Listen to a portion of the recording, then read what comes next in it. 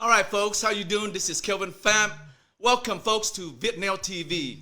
Welcome to another segment of The Point, folks. That means it's Monday night, of course, folks. Welcome, welcome, welcome. Happy New Year. Okay, if you guys are having a Happy New Year.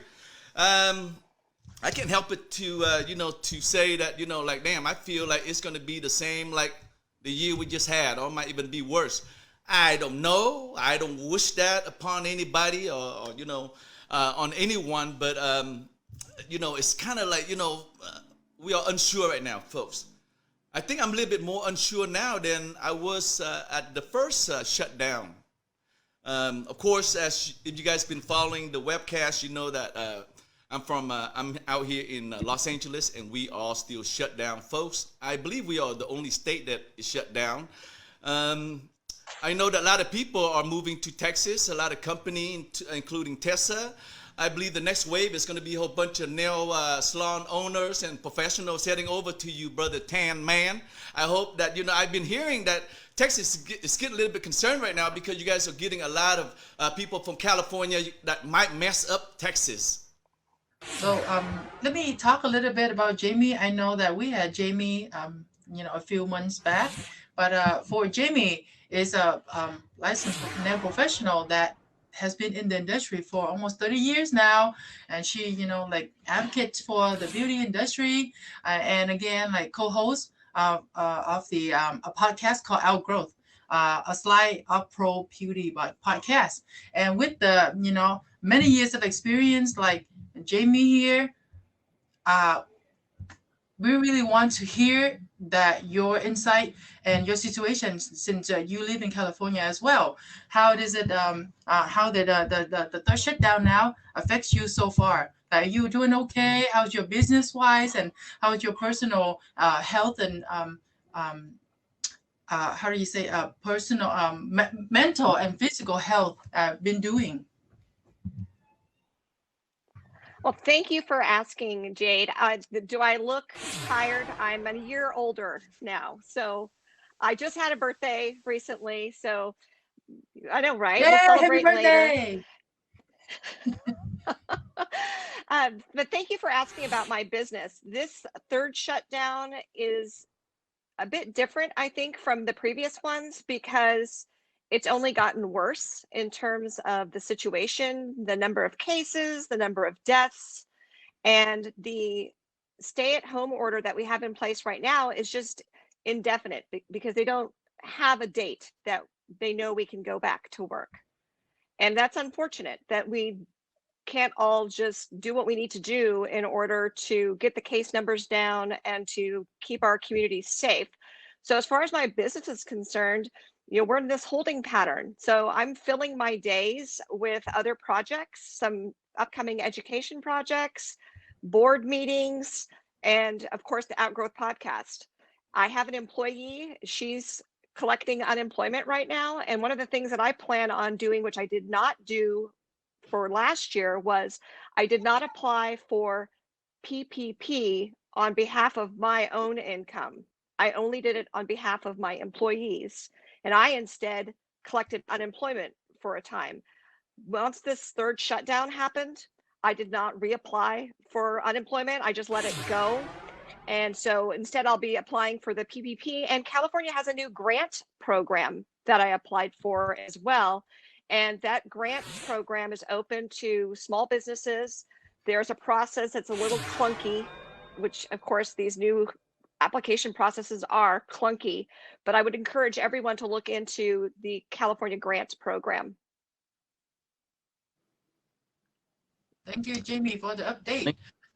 So for your business, what do you mean you just let it go? Like you don't apply or you let go of your business? I'm Oh, no, just no, my business still exists. My okay. landlord is still getting paid. Of Wow, course, all the utility, everything is getting paid. I'm just not there to make any money. I see. So are you going to apply anything else besides just the grant that Well, the grant, there are those three different levels based on the income that you were generating before. So they're at the $5,000 and $15,000 and $25,000 levels, and it's grants. So it's not Not something that you alone. have to pay back. It's not a Okay. loan. And it's only available for California businesses, and there are other requirements that you have to meet in order to do that. But I'll definitely put that in the show notes and the link in the comments below. Thank you, Yeah, Jamie. Wendy, California is really hurting. And the thing is about, I see friends over there, they're struggling. So how are we going to move forward? The first thing is Jamie shared with you guys where you can actually get this grant. And now it's in the link. So try to move forward with that. If you're receiving unemployment, then continue to do that. I think that they have issued some assistance there. There's the new PPP program. You would, in my opinion, to get the PPP, I would check with your CPA, and then they can help you move forward a little bit easier than you trying to do it yourself. And a lot of these accountants that you work with, they work with the bank. So I know that working with Chase and working with Bank America, those are the banks that I've worked with, and they will help you guys as well. So I think that would be a step forward if you need that PPP assistance. I myself didn't get any PPP, uh, which ain't that great, but I would like to get some. But other than that, I don't need it. I'm able to live in Texas and survive. So far, we've been done so well. There is no shutdown in Texas in a sense. We're still working, but I do have another business in North Carolina, and that's where my challenge is being faced right there. Because I just opened up this business in North Carolina, and basically we had gotten no revenue. So that's where my challenges are. Roughly 40 million people. Okay, so Wendy's now saying there's roughly 40 million residents in California. Out of that, let's just say 10% of that 40 million is hurting, which is 4%, 4 million people in California are really hurting. I don't know about you, Jade, how your business is doing over there. Obviously, you're not Well, working. I mean, like, in a sense that now I'm on my own. I'm kind of glad that, I just need to do what I supposed to do to survive. I feel really, really sorry for you, Jamie, for, your business and a lot of other my friends' business as well. I have no idea. I don't know what to say, and I don't know what else to help besides giving them like, um, some tips, maybe some information about any loans or any grant to help them. Since you already said it earlier, I appreciate it very much. Even myself, I probably need to apply for, maybe try to apply for the grant as well. It might help, in some case, because the shutdown, as you mentioned, that we have no idea when we are going to be open back up. And I really like, think that you are very strong, Jamie, because you are trying to find something else to do, and we would love to hear some other project on the side that you've been planning and stuff like that, because I want to show the viewers today that uh, even though this business not gonna work out, maybe, I don't know, maybe if you have money to, you know to sustain your business. If not, maybe think of a backup plan, maybe plan B, plan C, and maybe you will give them some tips or some guidance and advice on how to, like, maybe find something else to do, or like extra income and stuff like that. That would be great. So what is your project in the upcoming, like this coming year? Can you share with us, like, any advice, tips, and tricks for, like finding a different incomes and stuff like that?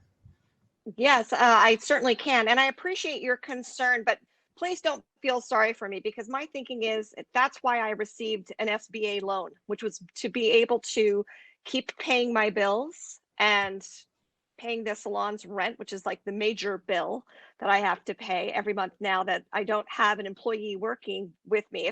Of course, if we were open, the labor would be a bigger expense than the rent. But I figured that's why I was eligible and received a significant SBA loan. And of course, I'm going to have to pay that back at some point. But in the meanwhile, in terms of trying to come up with other ways to make myself useful, one of the things I would have been doing all throughout the year would be teaching classes. And of course, I'm not planning on traveling anytime soon. And we see the show schedule has shifted anyway, away from live events to virtual events. And again, we're seeing more and more shows postponing putting off their shows until later in the year. So in the meanwhile, there are still events happening. In fact, I have one upcoming that is meant to be sort of a makeup for IBS Las Vegas last year that got canceled. And it's going to be held on the 25th. It's a completely free virtual event. And there are a number of speakers that will be presenting. And so I'm one of those speakers. And the segment's only 15 minutes long. So it was kind of fun to sort of condense down what I wanted to say in 15 minutes. So there are other things that are happening. And I just think that you have to find opportunities to either occupy your time or generate income, or ideally both, because we could certainly find things to do just to keep ourselves busy. But are you doing something that's going to help you advance your career? That's the big question. And trying to find those opportunities where someone's willing to compensate you, that's more difficult. Like stay home order, follow the order is always like, it's just benefit you, like protect you, protect your family, protect your clients, and everyone else around you for sure. And if you really need help, reach out to some of the grants, the government helps, for example, loans or stuff like that, to get some help. If not, ask your friend or reach out to us. We're willing to help you, to give you the information so you can move forward with that. And then if you feel like, oh man, like you're mentally like draining, and then feel sad, don't be. We are in this together. And as we are speaking right now, we all have our own stress on, that really big stress on the business and personal life. And take the advantage of this situation right now to better yourself, like learn, maybe even learn more English. Even me too, I'm trying to read and learn more English, and read all of the articles and stuff like that to get more information, educate myself, and of course maybe take some of the nail online classes to advance your skill. Maybe if we survive after this pandemic, we all can thrive together, right? So those are the things. That is it worth it to stay open right now, to risk everyone's health, especially your own, your families, and lose your license forever? So yeah, basically we keep our webcast, today is very short, just to keep you update on the COVID situation and stuff like that. So Jamie, do you have any recommendation or final recommendation or advice for the nail folks, especially for the California nail professionals? Yeah, two things actually. One is that we really don't know. Well, I'll say three things. The first one being is we don't know what the consequences will be for those who have been open. So it's quite possible that while your license may not be taken away immediately, that you could have disciplinary action taken against you at a later date. So just because someone hasn't walked in and taken your license away now doesn't mean that you're getting away with it necessarily. The second thing is we should be taking this time to get our finances together, get all the paperwork together, make sure that we have a qualified tax professional to work with so we can file our taxes, because in applying for all of these grants and other programs, you need to have your financial information in order. Otherwise, you're not going to be able to prove what you've suffered in terms of economic loss. So you need to be working on that right now. 2020 is over. You can't spend any more money and have it count against last year's tax season. You have to get going. So that would be my second thing. And then the third thing sort of hints at something that we talked about on today's Outgrowth podcast. We had this fabulous interview with Bonnie Patton from Truth in Advertising, a nonprofit organization that is there to make sure that we as consumers don't get sucked into scams. So Yeah. I know we're all looking for new ways to raise money and perhaps do something new, but please, please, please do not get involved with some shady MLM company or anything else. Don't waste your money getting involved in things like that, because scams are all around us. And when people are desperate, they will want to believe that they can make a lot of money doing something when they're just going to be taken. You're just going to lose your money. So I would strongly suggest that you listen to today's Outgrowth podcast episode all about, yes. Before we give you back to and Kelvin, I just want to let you know that you all know that we, in the next couple of webcasts, we are trying to have special guests that come with their own experience and more advice, tips, and tricks on how to survive during this pandemic. And today, with Jaime's advice and the story, it just really, really like motivated me to do more things because after this third shutdown, I'm very lost and I have no idea what else to do. And it's stressful. Everything is like with personal life and stuff like that. It's just, I feel like I'm at the bottom of the ocean or something like that. And I feel like, man, I'm just gonna, do what I need to do to upskill with my knowledge for now. And then, get my financial situation figured out to get ready for the grant for sure. For apply for some, for some help. And yeah, we are going to keep you updated with all the information that COVID related that help you and your business survive. Okay, now, if you have anything else to say, if not, I'm going to toss it back to Calvin. Okay. Oh, I have much to say. I have so much to say lately. I haven't, but I'm gonna keep it, PG and kind of, and intelligent conversations. But honestly, in this time, I think that we should reflect on ourselves. Take this time to spend it with your family. Obviously you can't spend it with your friends, but you do have time to thank God for technology. We're not being silenced. Just saying, we haven't been silenced yet. That you can talk to your friends and your friends via Zoom or any type of webcast that you can't see each other. But take the time to reflect on yourself. Like, if you're going through a third shutdown, like what Jade is saying, and it's taking a toll on you mentally and it's physically draining, mentally draining. I think that a little bit of exercise would help. Maybe just a brief walk. Some of the suggestions I would say, take a brief walk, maybe some meditation, maybe some time to do yoga, exercising still. But I think that in general, just kind of reflect on yourself and read more. I think that I've read about 3-4 books already. So continue to read more. I think that reading is something that most people don't do because they just don't like it, or it opens up your imagination to different things. So those are some of the things that I think that will help you or anybody else that's living in California that are feeling this really painful thing they're going through. Because many people, like I've said before, many people are not dying because of the pandemic or the virus of COVID. They're more dying of despair. They're dying of despair because they don't know what's next, or people that are just waiting on their loved ones. So those are the things that are really hurting people more than the pandemic. And we're human and we like to socialize, and we're losing that in a sense too. Thank goodness I live in Texas where we haven't had that issue where we've been shut down again. So that would be my last conversation last few words that I'd like to share on the show. I don't know if Jaime has any few words she'd like to encouraging for our viewers as well. Yeah. I want to just reach out, particularly to you, Jade, because we're in the same state. Let's talk later this week. For sure. Call me. Call me. Yes, and I would encourage anyone. I don't have anything to sell you.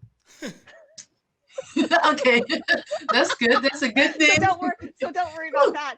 But and I would encourage anyone who I'm easy to find on Facebook. Just shoot me a private message. I'd be happy to chat with you. And I think there are people out there that have had that experience where while I sell my consulting time to salon owners, when it's one-on-one with other licensed professionals, I'd be happy to chat. And, I do see some things as being opportunities, but you have to make them for yourself. And so you don't have to feel lost. You do have a purpose.